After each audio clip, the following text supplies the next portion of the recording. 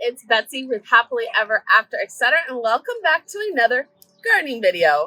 So I thought we were going to be doing this a while ago, but life happens. I've been busy. And so today we are finally going to be filling the raised beds.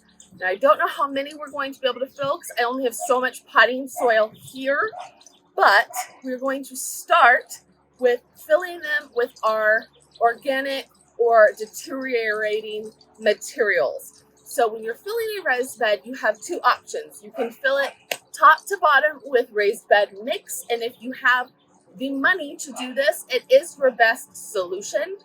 You may have to top it up over time, but it is your best solution for your plants.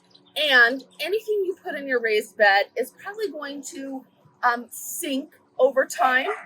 Filling it fully with potting soil or raised bed soil will sink less than if you fill it with other materials. But if you're trying to save some money, I have 12 beds to fill. They are 2 feet tall. You can fill the bottom portion with other materials. So this is a practice called, and I'm going to butcher this, I'll put it on screen. I want to say horticulture, but I know that's wrong. But it is basically the process of filling the bottom of your beds with decompostable materials such as logs, branches, leaves, cardboard, paper, things that will break down naturally, add nutrients to the soil, and leave room for more soil. Now, over time, as these things break down, you will have to top up the beds more. They will sink a lot more than if you just fill them with raised bed soil. But you can go find branches, you can go find leaves, you can use, materials from the garden when you're pruning. Any of those kind of materials can go back into the soil. So we do this in layers. We're going to start by adding our cardboard and our paper to the bottom layer. We don't want to do more than an inch of that. And we'll wet that down so that it is as flat as possible. Then we'll put our big branches and sticks. We will fill that in with larger branches or smaller branches and sticks. Then we will add things like decomposing plants or pruned matter, leaves. Anything that we put on top of these branches, though, needs to be small. So like I did a whole video last season on making leaf mulch. We took our leaves, I ran it through a leaf mulcher and made it smaller purely for this process. Those leaves need to be small enough to decompose and not block water from going through our bed. If we block too much water, we will start to have drainage issues and our plants will die. That's not good either. So small leaves, if you're using, pruned materials or things from the garden, they need to be small enough that water can get through them. So after that, you can use older potting soil. Say you just freshen up your summer planters and you took all that old potting soil out. Instead of tossing it, you can put that in. Older potting soil in the bottom, then compost, then raised bed mix, and then if you want a mulch on top.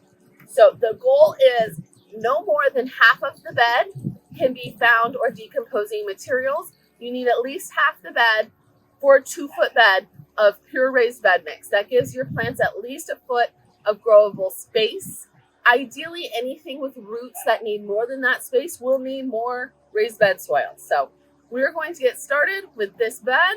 We'll do the whole process, and then we have enough paper, we have enough sticks, we have enough leaves. We'll keep filling the other beds with those. I'll have to go get some more raised bed mix at some point. So let's go ahead and get started.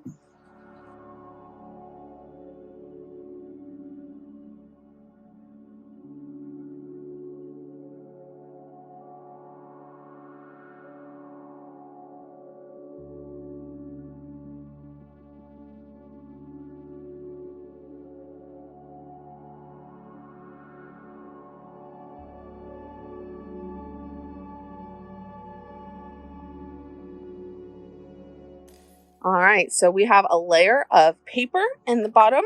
You can see I've wetted it down. It is probably about an inch flat, which it is not perfectly flat, but we're going to go ahead and go cut. These are just smaller logs that I had. We're going to go ahead and cut some larger logs that are all the way across. from the pile of logs I have been collecting all season. Bring them over, put them in, fill them with the smaller branches, and that will help flatten down the paper. So let me grab my reciprocating saw and get started. Ta-da! So as you can see, I have fit larger pieces of the logs all the way on the bottom, kind of like a jigsaw puzzle. Now, these are my biggest logs. This is as big as I would go for these beds because they're big. These are going to take a long time to decompose in this bed, which for plants that have bigger roots, need more dirt, is not ideal.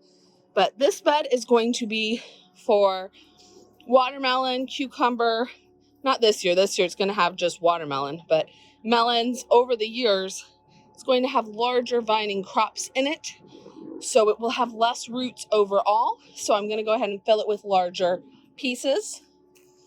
Now, most of the beds will have smaller pieces as the base because I need more soil up top for the roots on my cut flowers and my smaller vegetables that are going to put out a lot of roots or that I'm going to fill with a lot of plants. So it doesn't really matter. You don't have to go specifically so deep with this bed's gonna have these plants, it needs this size sticks, but I only have so many of each size. Probably gonna have to get some more. So we're doing the big ones in this bed because I only had 2 of them and I didn't want to have to try to keep things level from bed to bed if I put one big piece of wood in each bed. So from here, I'm going to move to smaller sized wood sticks and fill in as many of those gaps as possible. So let's do it. Ta-da! Little sticks. Now you could keep going with this until you filled every nook and cranny, but of course that's going to take longer with sticks than with smaller pieces. So I'm going to go ahead and move on to our leaf mulch. So little tiny chopped up leaves that we will fit down inside of everything. We'll dump them in, we'll wet them down, try to get them in as many of those nooks and crannies as possible. It will take time to settle probably, so that's fine. But I have one of these large cleanup bags full of leaf mulch for each and every one of these raised beds. I don't know if that is not enough or overkill, so we're going to find out.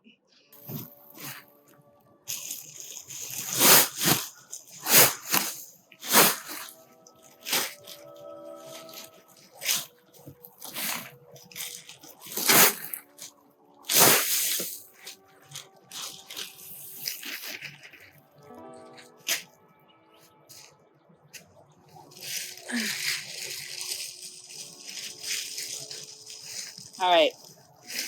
I think it's overkill. Go ahead and spread it in, and then we'll probably have to take some out.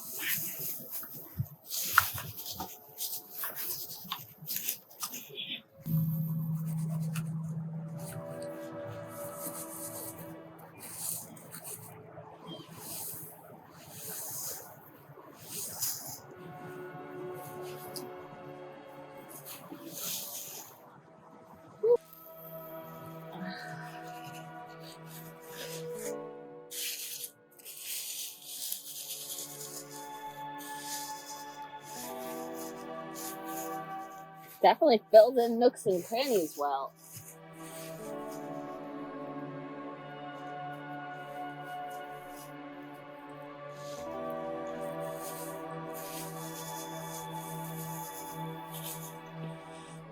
All right, so I'm going to go ahead and leave this here for now. I'm going to work on filling this bed so that I can just pop the leaf mulch from here to here and move on. So, all right, we've got one bed full, 2 beds full. So now let's go ahead, hose them down.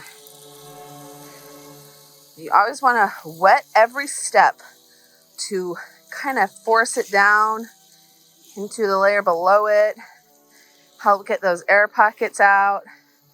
Now I have already gone through and kind of pushed it down, and you really just want these leaves to fill in most of the gaps below, and they should be right over the branches.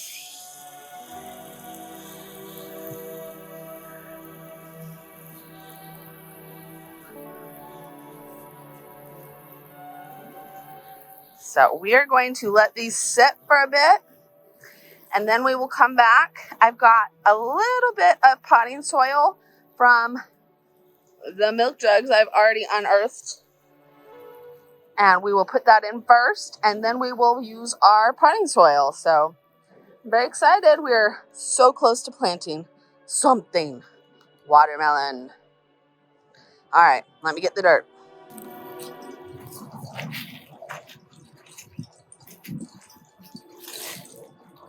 All right. I've given it about an hour to settle down, and we are going to start putting our potting soil in. See how many bags.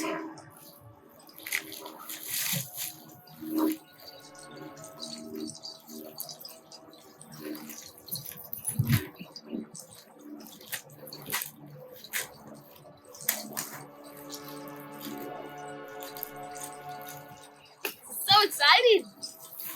First dirt in the new raised beds.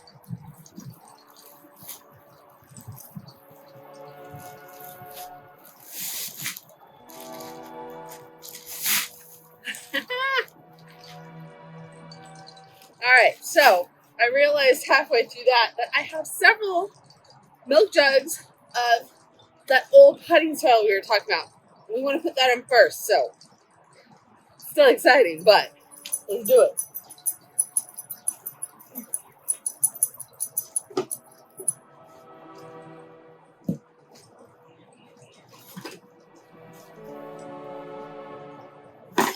We're going to go ahead and dump our old potting soil in first, and then the new potting soil, and then we'll top it up with compost, which is what I use for mulch.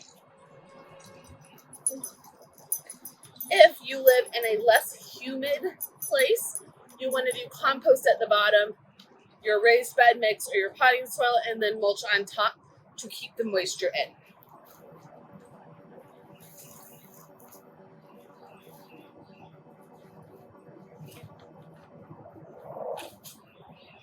Oh, that looks nice already. Woo!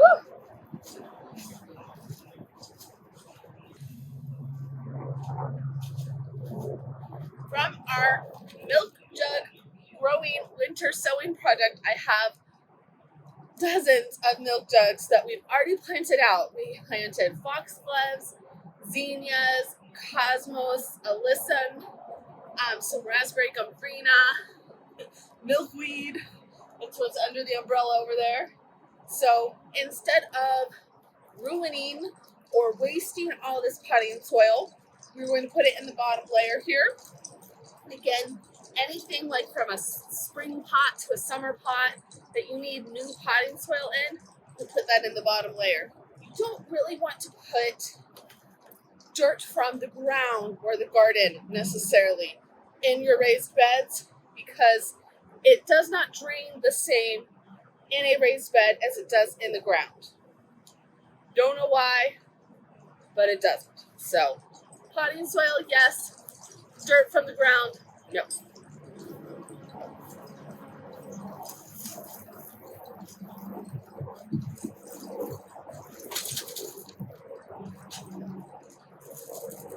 I will store all of these for the winter, for the summer, and we'll pull them out next year to grow our seeds in. Once again, there's nothing wrong with them. We just don't want to use the same soil. So they are already ready to go, and we will just put new soil in them next year and grow our new.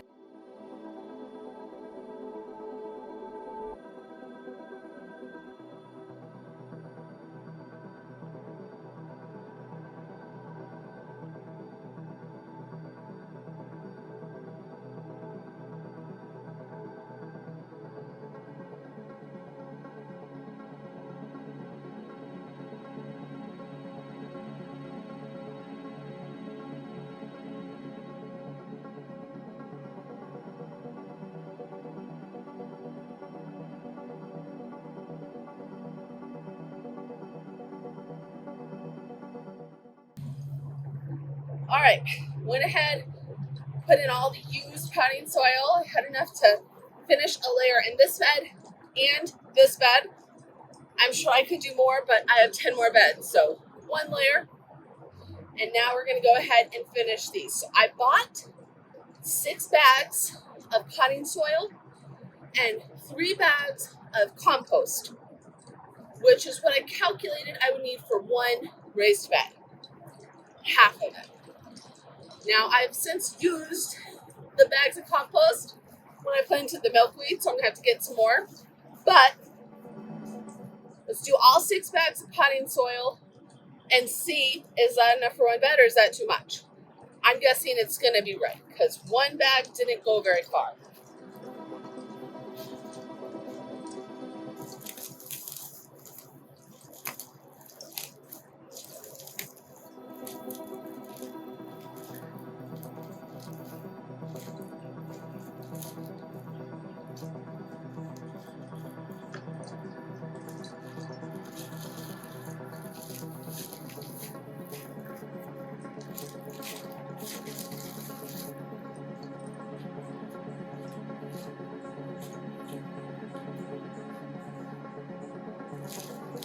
Of course, while bagged potting soil is easier to use, it is not always your least expensive option.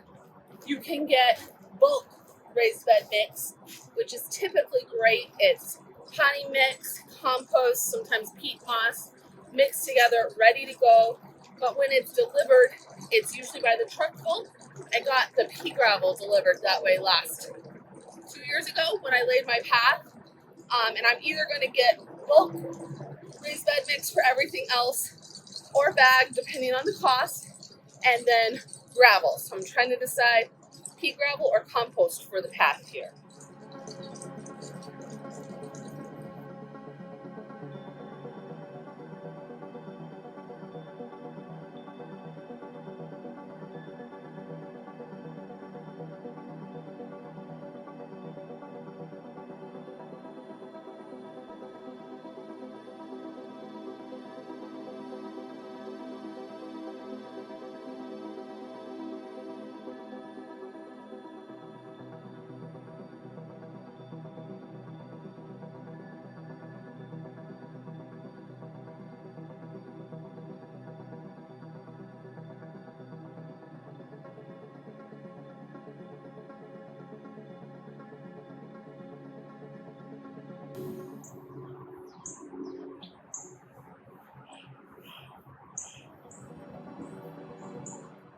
All right, 5 bags. I'm going to call that good because I do still want to put at least 2 bags of compost on top. That will bring the dirt almost up to the top, maybe an inch or 2 below the surface. So that took 5 bags with all of the old potting soil I used from the milk jugs. Probably accounted for that 3rd bag or 6th bag. I used 3 bags of potting soil for all of the milk jugs, and that was about 1/3 of the milk jugs, so it was about a bag's worth. Biddy, hey, come on, come here. My Yorkie's going to the neighbors. Biddy, come on. So I'm gonna go ahead and toss the 6th one in this bed, and then I'm gonna go get some more compost. I'm so excited to actually start planting these and using. Now I do still need to finish the drip to the beds. I'm going to simply be doing a square around the outside with 2 cross sections for the majority of the beds. The ones like this that have just the watermelon in, I could simply do water to the plant, but I believe I have 2 watermelon plants. I will probably still do at least the square around the outside. I'm also going to be using these on off switches. That way I can individually turn water on or off each of the beds, and I do not have to run water to all 12 beds if I am not using all 12 beds. So you simply pop this into the pipe in lieu of not cutting open the pipe and putting an on-off switch in it. So I am pretty excited about these. They were very pricey at the local box store. I ordered these on Amazon and they weren't cheap, but they were a lot more affordable. So I will link to that below. I will also link to the elbows and tees I ordered from Amazon because again, they were a lot more affordable. So hope you guys liked this video, and I will be back with an update when I start planting these guys. It's probably going to be a while before I get all 12 filled. This took all day, and it's just me. So I'm going to try sweet talk my brother into coming to help me with the other 10, and then maybe I can get it done faster. But in the meantime, I can plant my watermelon. Bye, y'all.